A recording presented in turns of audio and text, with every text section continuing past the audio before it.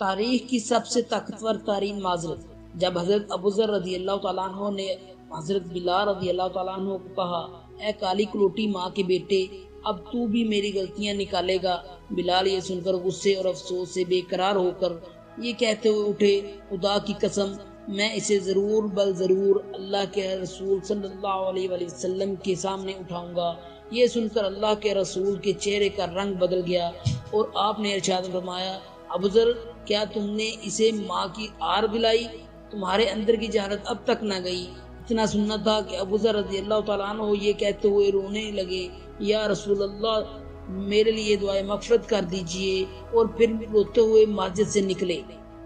बाहर आकर अपना रुखसार मट्टी पर रख दिया और बिलाल से मुखातब होकर कहने लगे, बिलाल, जब तक तुम मेरे रुखसार को अपने पाँव से ना रोल दोगे, मैं इसे मट्टी से ना उठाऊंगा। यकीनन तुम आज़िज़ व मोहतरम हो और मैं ज़लील ख्वार।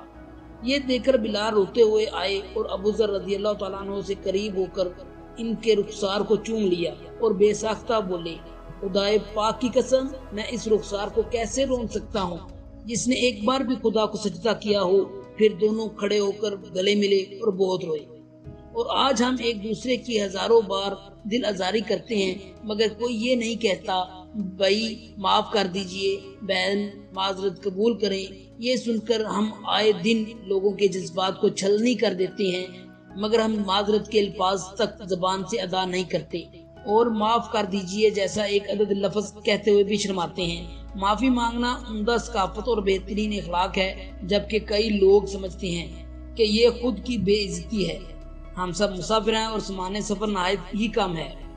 हम सब दुनिया और आखिरत में अल्लाह से माफी और दरगुजर का सवाल करते हैं।